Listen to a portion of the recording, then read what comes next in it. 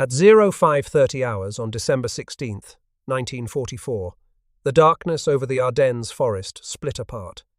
More than 1,600 German guns opened fire simultaneously along an 80-mile front, stretching from Monschau in the north to Echternach in the south. The shells screamed through the frozen air and crashed into the snow-covered pine forests of eastern Belgium and Luxembourg, shaking the earth beneath the feet of American soldiers who had been sleeping in their foxholes just moments before. Trees exploded into jagged splinters that flew like shrapnel. Foxhole covers collapsed under the concussive force. Communication wires were severed in 100 places at once. The telephone lines connecting platoons to companies, companies to battalions, and battalions to division headquarters all went dead within minutes. Men who had been told this was a quiet sector, a place to rest and recover after the grueling autumn fighting in the Hurtgen forest, now found themselves in the middle of the largest German offensive on the Western Front since the fall of France in 1940. Within hours, nearly 200,000 German soldiers surged forward through the fog and the snow. Panzer engines roared to life in the pre-dawn blackness. Infantry in white camouflage suits crept through the dense forest undergrowth. The surprise was almost total. The American forces in the Ardennes consisted mostly of divisions that were either fresh and untested, or exhausted and rebuilding. In the north, the 99th Infantry Division held the front from Hofen south to the Loschheim Gap, with the 2nd Infantry Division attacking toward the Wallerscheid crossroads when the blow fell. Further south, the newly arrived 106th Infantry Division straddled the Schnee Eifel, while the battered 28th Infantry Division, still recovering from the Hurtgen forest, held a dangerously wide front along the Auer River. The 4th Infantry Division anchored the southern end near Echternach, with the 14th Cavalry Group screening the critical Loschheim Gap and elements of the 9th Armoured Division spread among them. These units held a front that was far too wide for their numbers. The Battle of the Bulge had begun, and Adolf Hitler believed that this single stroke would split the Allied armies in two, seize the vital port of Antwerp, and force the Western Allies to negotiate a separate peace that would allow him to turn his full strength against the Soviet Union in the east. But the offensive carried within it a fatal flaw that no amount of courage or firepower could overcome. The very terrain Hitler had chosen for its element of surprise, the rugged, forested, river-carved Ardennes, would become the instrument of his defeat. Not because of the fighting at Bastogne, as famous as that would become, not because of the heroic stand at Saint Vith, not even because of Allied air power, devastating as it would prove once the skies cleared. The Ardennes offensive died on its roads, narrow, twisting, hemmed in by steep river valleys and dense conifer forest. Those roads strangled the German advance more effectively than any defensive line ever could. And the men who commanded the offensive knew it, some of them before the first shell was even fired. To understand why the roads mattered so much, you first have to understand what the Ardennes actually looks like on the ground.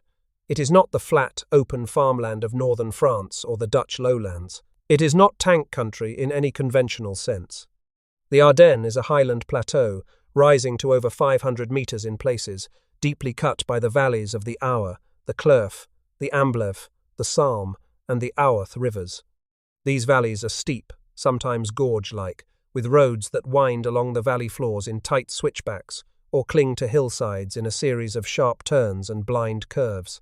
The forests are thick, mostly spruce and pine, growing right up to the road edges and blocking any possibility of cross-country movement. In December 1944, those forests were blanketed in snow that sometimes reached waist height in the drifts. The ground beneath was a combination of frozen mud and ice-covered rock that made even walking treacherous, let alone driving a 30-ton Panther tank. The region did have a road network, that much was true, and it was a point the German planners had counted on. Hugh M. Cole, the official United States Army historian who wrote the definitive account of the campaign, addressed a common misconception directly. The problem, he wrote, was not the lack of roads so much as the lack of almost everything else. The roads existed, but they were narrow, rural, hard-surfaced arteries that twisted through those deep river valleys and connected to each other only at a handful of small towns and villages. There was virtually no possibility of cross-country movement for wheeled or tracked vehicles. If a road was blocked by a destroyed vehicle, a fallen tree, or a blown bridge, there was no way around it.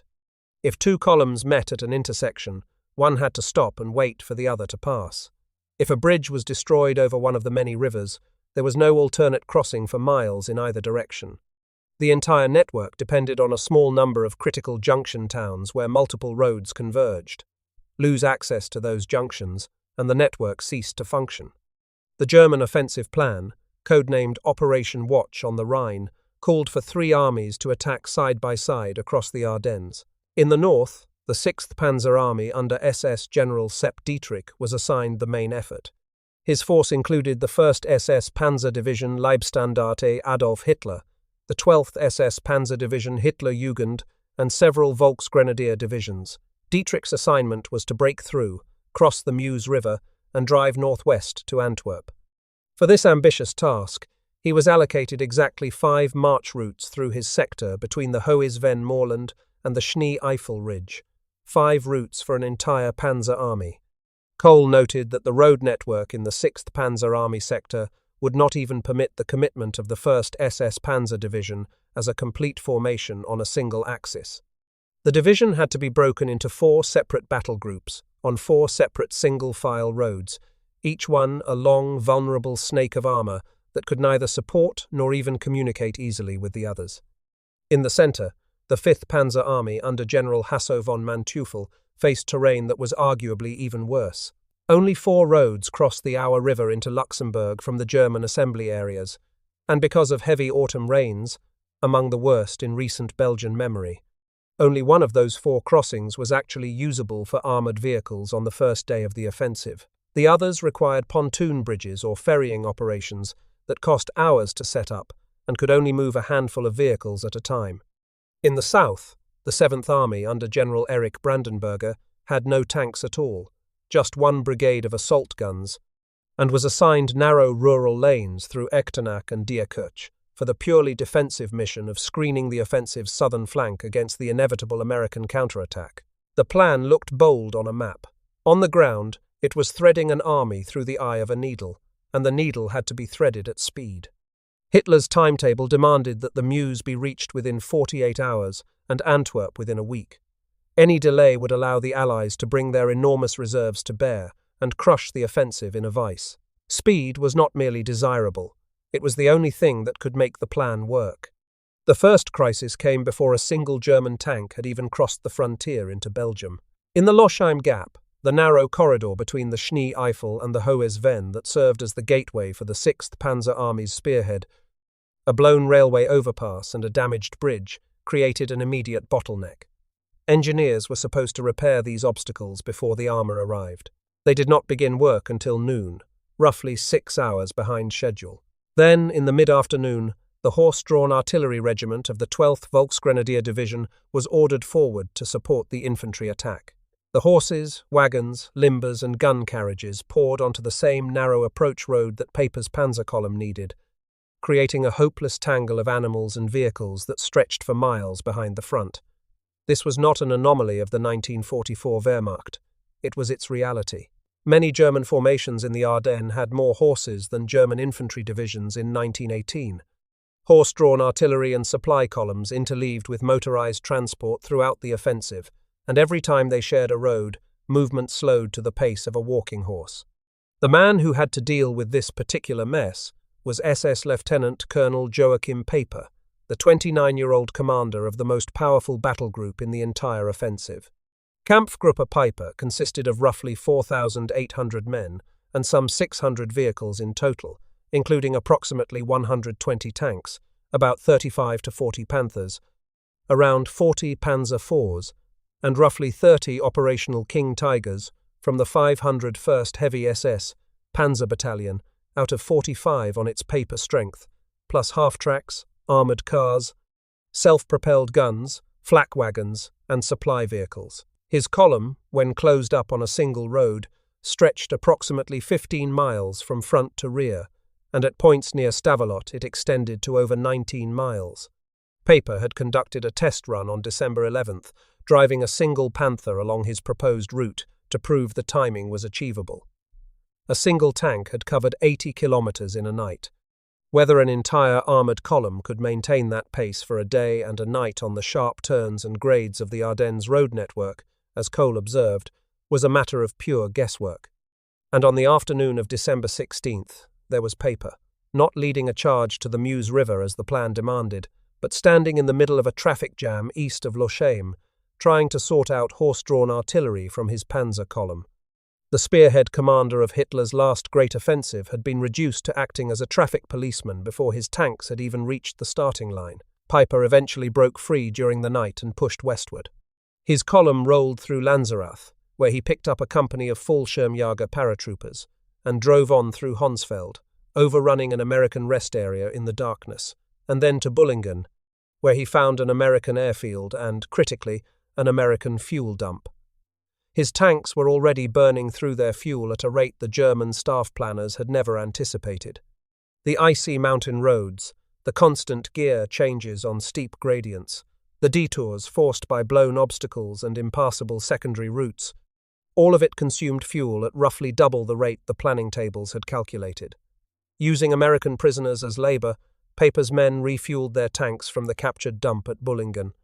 The haul was roughly 50,000 gallons. It was enough for several more hours of advance. It was nowhere near enough for a campaign that was supposed to reach Antwerp. From Bullingen, Paper drove his column southwest toward Ligneville, then northwest toward Stavelot on the Amblev River.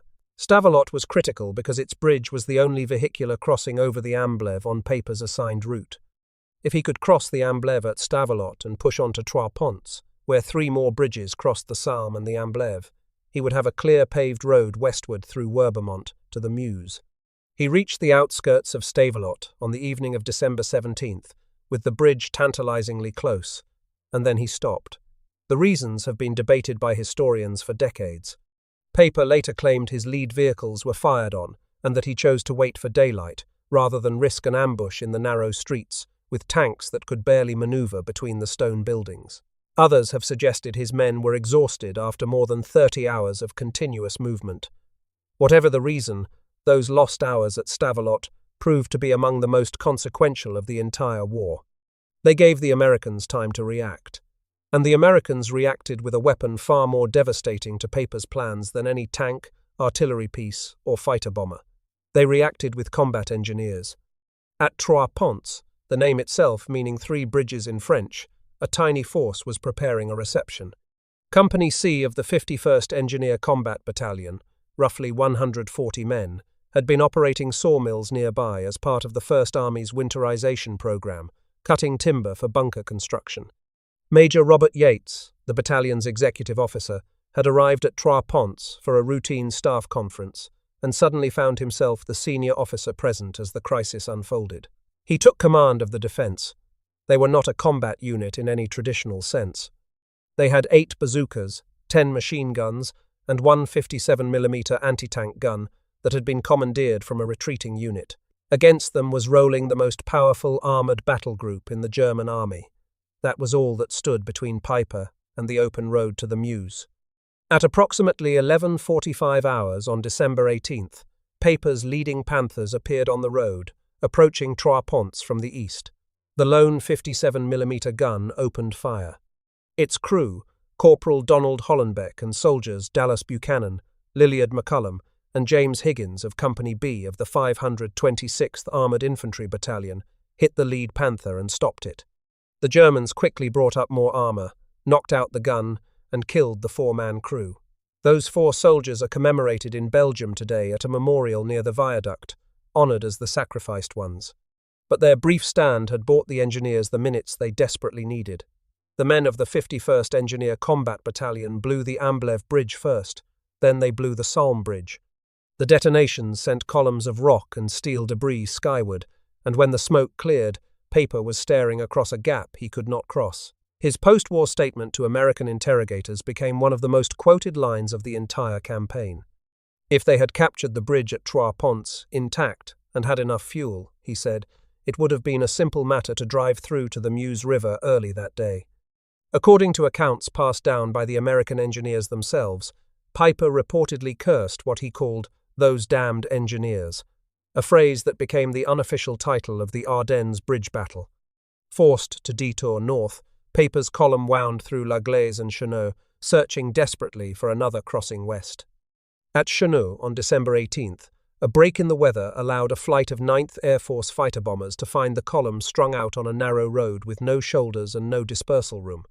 The aircraft destroyed 2 or 3 tanks and 7 half-tracks, blocking the route for a considerable period, as Cole recorded. A single destroyed vehicle on a road with no bypass could halt an entire 15-mile column of armor behind it. Every vehicle in that column sat burning fuel while it waited, fuel that could never be replaced. Paper pressed on toward the Lienne Creek Bridge at Habiemont. If he could cross there, he could still reach Werbermont and the road network leading to the Meuse.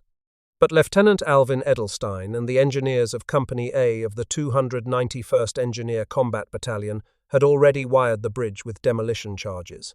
When German half-tracks closed on the crossing at dusk on December 18th, the engineers blew it. The bridge went skyward in a shower of timber and stone. Once again, American engineers had denied Piper a crossing at the last possible moment. The Lienne was a small creek, insignificant on any map, but its only road bridge strong enough to support a 68-ton King Tiger had just ceased to exist. Reconnaissance parties found other bridges to the north and south, but none could bear the weight of heavy armor. One small German detachment crossed on a footbridge and pushed toward Werbermont, but was ambushed and destroyed by American infantry near Chevron. The rest of Kampfgruppe Piper was forced to reverse its entire column back to La Glaise, a village in a narrow valley from which it would never emerge under its own power. Meanwhile, behind Piper, the entire 6th Panzer Army was strangling itself on its own traffic. The 9th SS Panzer Division, following Piper's route, was reduced to crawling westward on a single free road that simultaneously served as the main supply route for 2 armoured and 2 infantry divisions. The 12th SS Panzer Division Hitlerjugend, which was supposed to exploit the breach that Piper opened, was stuck in traffic jams that stretched back across the German border into the Eifel region. The supply trains carrying fuel and ammunition could not get forward because the roads were packed with combat vehicles that could not move forward because they had no fuel. It was a self-reinforcing cycle of paralysis with no solution. Further south, Manteufel's 5th Panzer Army was experiencing its own version of the same nightmare. The road through the Clerf Valley toward Bastogne was the only viable armor route in his central sector, and it became a nightmare of congestion and destruction. At Hosingen on Skyline Drive, Company K of the 110th Infantry Regiment, reinforced by Company B of the 103rd Engineer Combat Battalion, roughly 300 Americans in all, held a stone building complex and refused to surrender for 2 days, creating a bottleneck of burning tanks from both sides that blocked the narrow road into Clairvaux for hours. Behind the burning wrecks, elements of 3 separate German divisions were trying to break free of the congestion and reach the main highways leading westward to Bastogne. At the village of Heineskeid, concealed high-velocity anti-tank guns opened fire on American M5 Stuart light tanks of the 707th Tank Battalion as they exited the village one by one. Cole described the scene as a shooting gallery. Within 10 minutes, 8 tanks had been knocked out by gunfire, and 3 more fell to close-range anti-tank rockets, creating yet another wall of burning steel that backed up the entire 2nd Panzer Division behind it. The Führer Begleit Brigade under Major General Otto Remmer, an elite formation that was supposed to reinforce the attack on Saint Vith, was so badly stuck in traffic east of Schönberg that it could not arrive until December 20th, 4 full days behind schedule. Its Panther tanks had particularly difficult going on the muddy roads north of Rott, where they churned the soft ground into an impassable quagmire that trapped vehicles behind them. Field Marshal Walter Model, the commander of Army Group B, who was responsible for the entire offensive, drove personally into the traffic jams east of Schönberg on December 17th and 18th. He was not the sort of field marshal who led from a distant headquarters. He was in the chaos himself, shouting at drivers, redirecting columns, trying through sheer force of will to push the offensive forward. He found Manteufel in the confusion and ordered him face-to-face to capture Saint Vith by the 18th. It was an order born of growing desperation. The 66th Corps artillery was still stuck in that same monstrous traffic jam and would not be manoeuvred into firing position until December 21st, 5 full days after the offensive had begun. 5 days for the artillery to travel a distance that should have taken hours. Saint Vith and Bastogne were the 2 prizes the Germans absolutely had to seize, and they had to seize them quickly. They were not merely towns, they were the 2 largest knots in the entire Ardennes road web. Saint Vith sat at the junction of 6 paved or macadam roads and 3 railroad lines. It was the hinge point between the 5th and 6th Panzer armies, and every supply route from the German rear converged there. Bastogne was even more critical. It was a true radial hub, where 7 major hard-surfaced highways converged from every direction, connecting north to Liège, south to Arlon, east to Clairvaux, and west toward Neufchâteau, Marche, and St. Hubert. At Saint Vith, Brigadier General Bruce Clark's Combat Command B of the 7th Armoured Division, reinforced by shattered remnants of the 106th Infantry Division, elements of Combat Command B of the 9th Armoured Division and the 14th Cavalry Group, fought a brilliant elastic defence that held the town and its road network until the night of December 21st. Clark understood that the ground itself was secondary. His mission was time. As he told his officers, "This terrain is not worth a nickel an acre to me." What mattered was denying the Germans the use of those 6 converging roads for as many days as possible, forcing their traffic onto the already jammed secondary routes. Manteuffel acknowledged the consequences after the war in his monograph for the United States Army Historical Division. "The delay imposed at Saint Vith," he wrote, "put the entire German offensive plan 3 days behind schedule." He said he had not counted on such stubbornness from a force he had expected to overrun quickly. And when the Germans finally did capture Saint Vith on the night of December 21st, they could not use it. German troops poured into the town and began looting the remaining American supplies and equipment, creating yet another massive traffic jam that prevented any organized pursuit of the retreating American forces. Before the Germans could clear the roads and restore the town as a functioning supply hub, Allied bombers arrived. The 9th Bombardment Division dropped 136 tons of high explosive on the road centre. RAF Bomber Command followed on the night of December 26th, with an additional 1,140 tons in a carpet bombing attack that left the town in ruins. The road hub that the Germans had spent nearly 6 days fighting to capture was now a cratered wasteland of collapsed buildings and blocked streets. At Bastogne, the 101st Airborne Division under Acting Commander Brigadier General Anthony McAuliffe arrived just ahead of the German pincers on December 19th. The paratroopers of the 101st had been rushed by truck from their camps near Reims, many of them without proper winter clothing, some without ammunition, and were thrown into positions along the 7 radiating roads, even as German forces closed in from 3 sides. They were joined by Combat Command B of the 10th Armoured Division under Brigadier General William Roberts, elements of Combat Command Reserve of the 9th Armoured Division, the 705th Tank Destroyer Battalion, and an extraordinary collection of artillery battalions that had retreated into the town from the collapsing front. This patchwork garrison denied the Germans the use of every one of Bastogne's 7 highways. General Heinrich von Luttwitz, commanding the 47th Panzer Corps, demanded that Bastogne be taken. But Manteuffel's strategic priority, dictated by Hitler, was the Meuse River, not any single town. The consequential decision was made to bypass Bastogne with armour, while leaving the 26th Volksgrenadier Division under Major General Heinz Cocotte to reduce the garrison. This meant that the 2nd Panzer Division and Panzer Lehr Division, 2 of the most powerful formations in the 5th Panzer Army, were forced to drive westward on inferior secondary roads and muddy farm tracks, instead of the paved highways that ran through Bastogne. Every mile they travelled on these lesser routes cost them more fuel than planned, more time than planned, and more mechanical breakdowns than any staff officer had anticipated. McAuliffe's famous response to the German surrender demand on December 22nd, the single word nuts, has become perhaps the most celebrated utterance of the entire war. But the strategic reality was even more significant than the defiance. For the entire duration of the German offensive, not a single German supply convoy ever drove through Bastogne. The 7 best roads in the southern Ardennes sat unused by the attacking army, while German columns struggled forward on tracks barely wide enough for a single vehicle. The fuel crisis that had shadowed the offensive from its first hour now became terminal.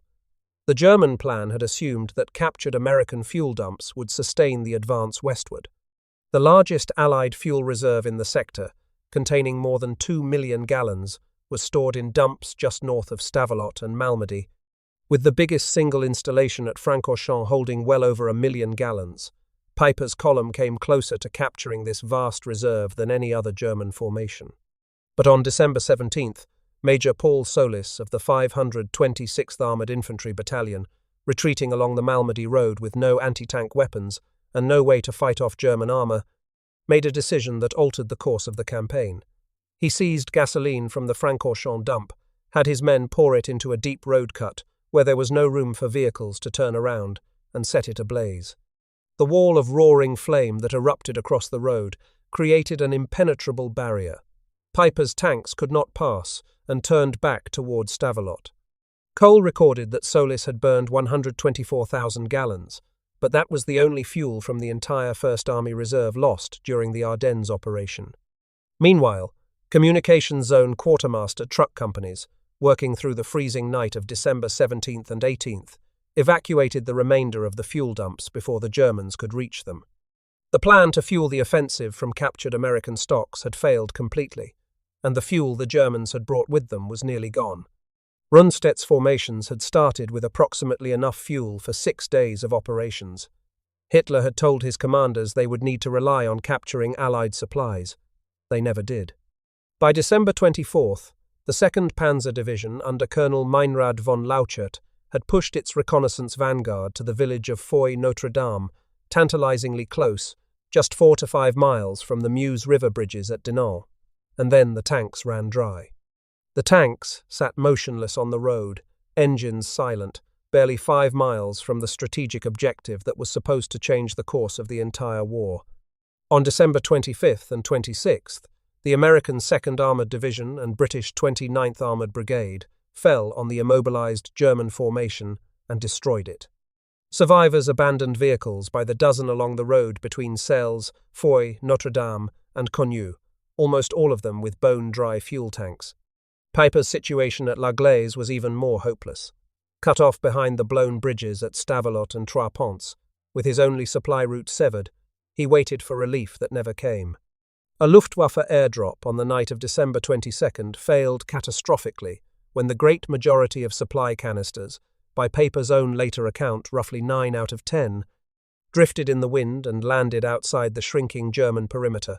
An improvised attempt to float fuel drums down the Amblève River also failed. On the night of December 23rd, Piper gave the order that signified the death of the 6th Panzer Army's offensive. His men were to abandon every armoured vehicle, all 135 of them, including the King Tigers and Panthers that had been the pride of the Leibstandarte, drain their weapons of ammunition, and walk back to German lines through the forest on foot. Of the roughly 3,000 men who had set out a week earlier as the sharpest sword in the German arsenal, just 717 made it back. One of those abandoned King Tigers, turret number 213, still stands in the village square of La Glaise today, its barrel pointing west toward a river it never reached. Then the weather changed, and with it, everything. For the first 7 days of the offensive, from December 16th to the 22nd, low clouds, freezing rain, thick fog, and heavy snow had kept the overwhelming majority of Allied aircraft grounded. Hitler had deliberately timed his attack to coincide with this period of forecast bad weather, knowing that Allied air superiority would be neutralized as long as the skies remained closed. But on December 23rd, a massive high-pressure system swept clear, bitterly cold air across northwest Europe. The clouds parted, the sky turned hard blue, and what descended from that open sky devastated the German army on the roads below. On December 23rd alone, the Allies flew well over 2,000 sorties against roughly 800 the Luftwaffe could muster. 8th Air Force heavy bombers struck German railroad yards and road communication targets east of the battlefield at Trier, Erang, and across the Eifel. 9th Air Force medium bombers hit road centres at Saint Vith, La Roche en Ardennes, Houffalize, Prüm, and Junkerath.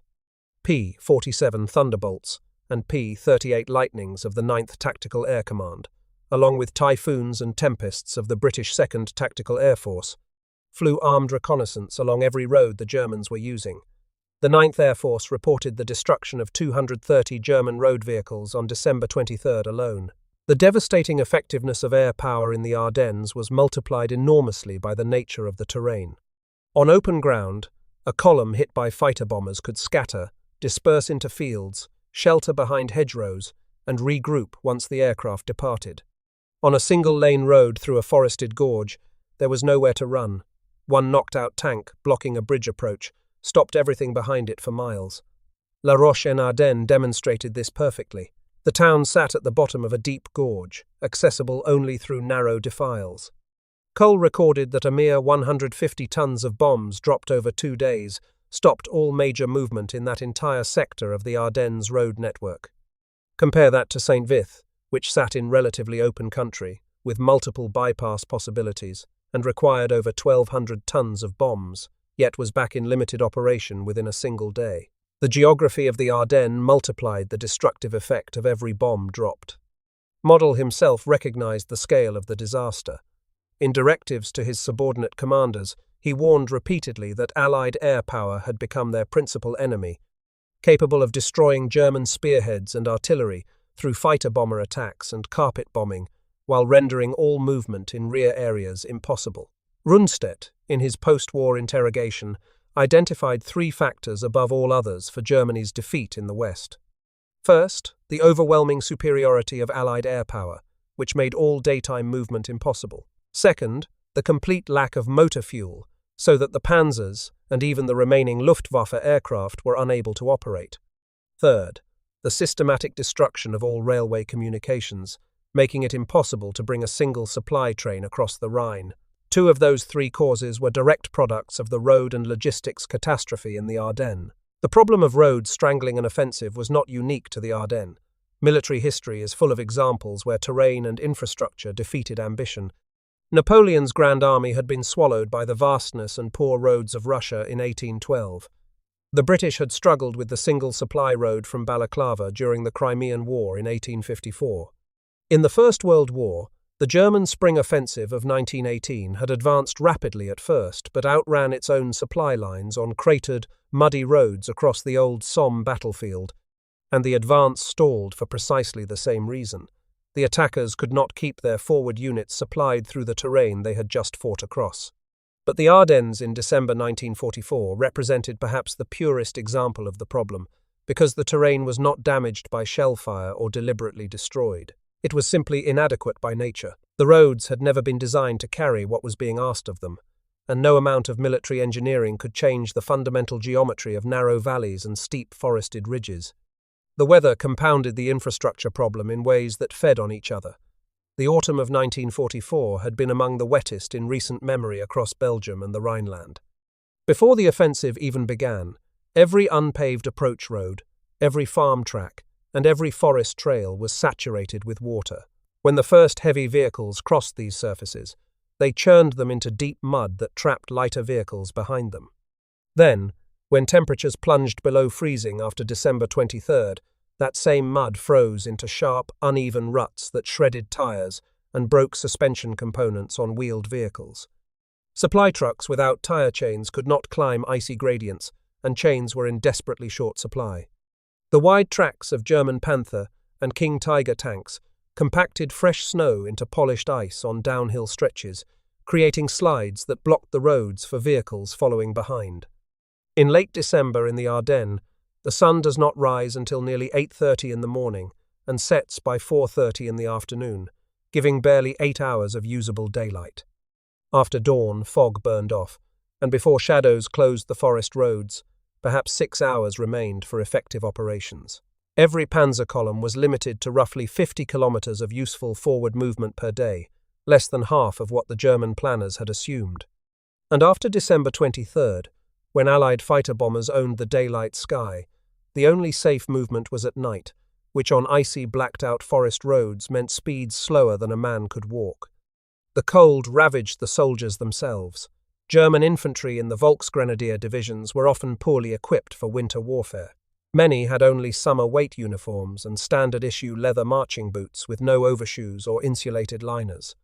Frostbite, trench foot, and hypothermia accounted for a devastating proportion of all non-combat casualties on both sides during the battle, but they fell disproportionately on the attacking force, the army that had to stay exposed and moving in the open, rather than sheltering in prepared positions. On December 26th, the 4th Armoured Division of Patton's 3rd Army broke through to Bastogne from the south. Lieutenant Colonel Creighton Abrams commanded the 37th Tank Battalion as it punched through to the besieged garrison, with the lead Sherman tank, named Cobra King, and commanded by First Lieutenant Charles Boggess, breaking into the Bastogne perimeter at the head of the relief column. The siege was lifted. The 7 roads were open again, but now they carried American traffic flowing freely in every direction. The German commanders, virtually without exception, understood exactly what had killed their offensive. Manteuffel identified 4 factors in his detailed post-war analysis. The difficult terrain, the winter weather, the crippling lack of fuel, and Allied air superiority once the clouds lifted on December 23rd. Dietrich had predicted the failure before the offensive began, sarcastically mocking the idea that armoured divisions could operate on roads where there was not room for 4 tanks abreast, in weather that limited daylight to 8 hours, using formations made up of teenagers and convalescents. Model, who had privately told his chief of staff on October 27th that this damned thing has not got a leg to stand on, drove himself forward relentlessly, but could not overcome the laws of physics and geography. He would refuse to surrender when the war ended, and took his own life in a forest near Duisburg on April 21, 1945. Peiper, whose battle group had been the finest striking force the Wehrmacht could still assemble, saw that force ground to a halt, not by enemy armour but by blown bridges, exhausted fuel supplies, and roads too narrow to turn a tank around on. Rundstedt, whose name was permanently attached to the offensive even though he had little real authority over its planning or execution, later said with characteristic bitterness that the only decision he was permitted to make was changing the guards at his own front gate. The Ardennes offensive cost Germany approximately 100,000 casualties, including killed, wounded, captured, and missing. It consumed the last operational reserves of tanks, assault guns, and trained armoured crews that the Wehrmacht possessed in the West. Roughly 800 tanks and assault guns were destroyed or abandoned, along with roughly 280 aircraft destroyed and more than 200 experienced pilots killed, captured, or wounded in the Luftwaffe's desperate New Year's Day attack on Allied airfields, known as Operation Bodenplatte, a blow from which the German fighter force never recovered. The fuel burned during the offensive could never be replaced, because Allied bombing had reduced German synthetic fuel production to a fraction of its former capacity. The divisions shattered in the Ardennes could never be rebuilt. When the Western Allies crossed the Rhine at Remagen on March 7, 1945, there was almost nothing left to stop them. The Americans paid a terrible price as well.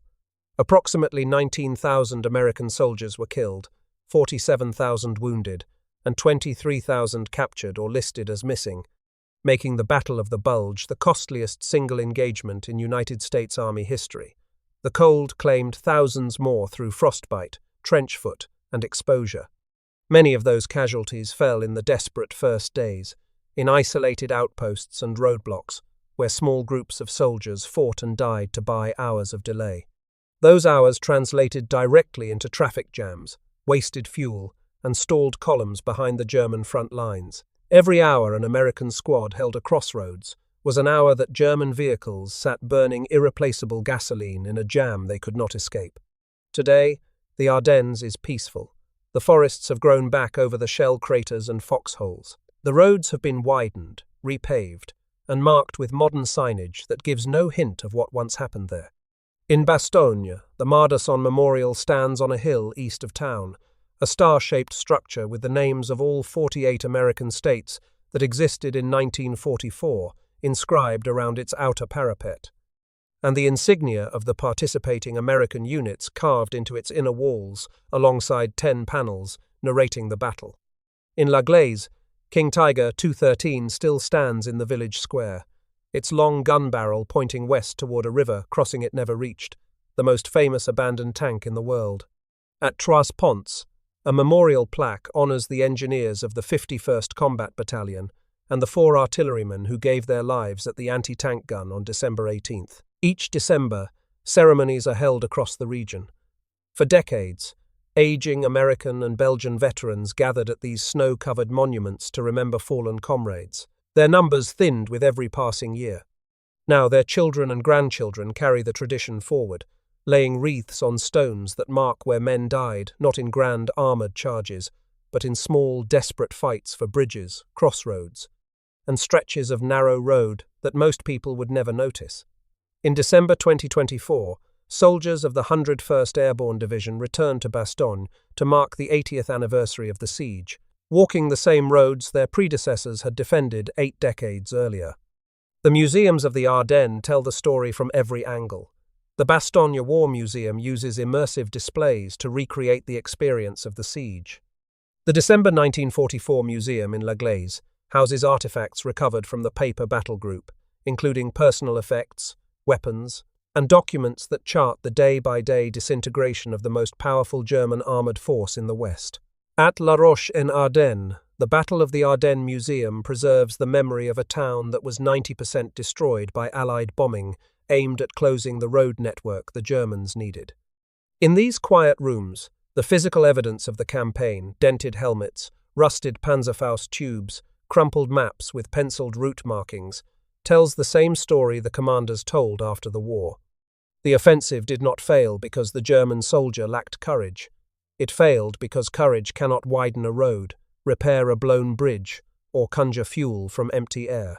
The Battle of the Bulge was not decided by a single heroic stand or a brilliant stroke of generalship. It was decided by the accumulated weight of 1,000 small failures on the German side, every one of them rooted in the same fundamental miscalculation. The German army tried to push 300,000 men, tens of thousands of vehicles, and millions of rounds of ammunition through a road network that had been built for farmers, timber merchants, and village market traffic. It tried to do this in the worst weather conditions of the harshest winter in recent European memory, with half the fuel it needed, against an enemy that blew every critical bridge and contested every crossroads. The cascading nature of the failure is what made it irreversible. Each bridge blown added hours of detour. Each detour burned fuel that could not be replaced. Each stalled vehicle created a jam that trapped dozens more behind it. Each traffic jam presented a concentrated target to Allied aircraft once the weather cleared.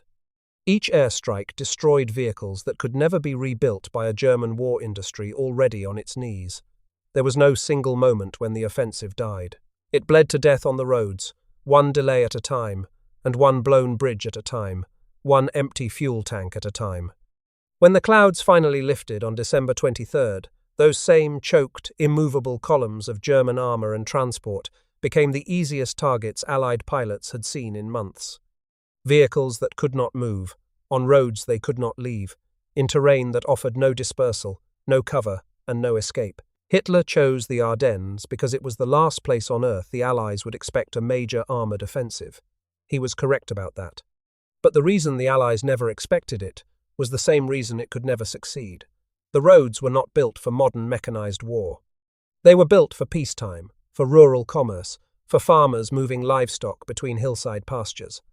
When 3 German armies tried to force their way through simultaneously, the roads did not widen.